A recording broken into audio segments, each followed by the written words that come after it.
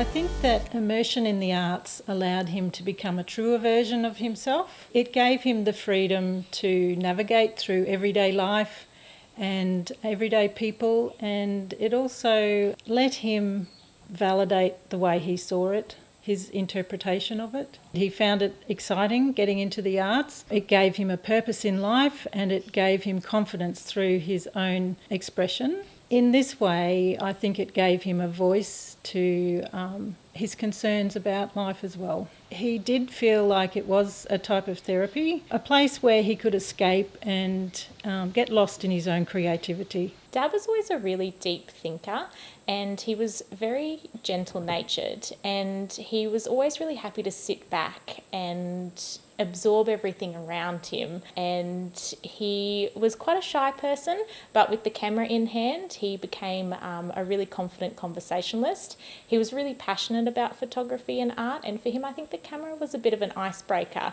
So he could approach people, start those conversations with those common interests, and be able to really connect with people in that way. One of his earliest influences was his after-school art teacher. He really loved that she taught him what to look at but not what to see. She taught him the basics. She taught him triangle rule and the Fibonacci spiral.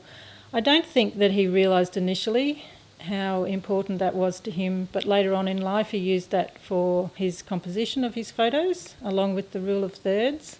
He's always loved artworks by Salvador Dali and Max Escher, and he was inspired by very many photographers.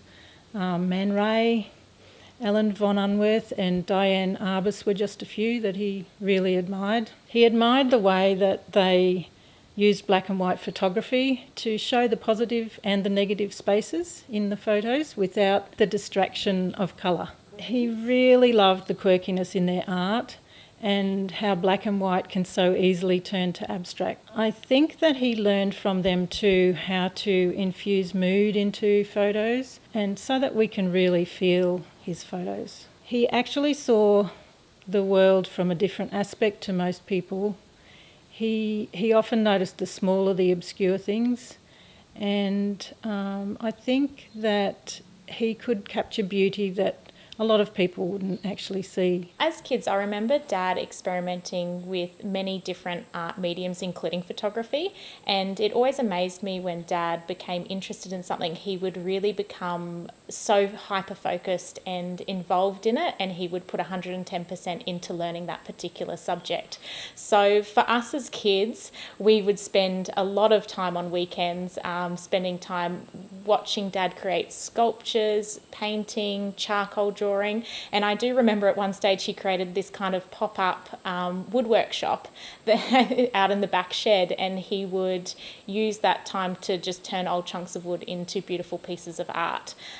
So photography has always been a part of his arts expression, but only fully really embraced in the later stages in the last couple of years of his life. So I think the message that Dad would like people to take away from the exhibition is to encourage them to always express themselves the way that they want to. He used natural beauty as well as recycling to highlight the importance of protecting our environment.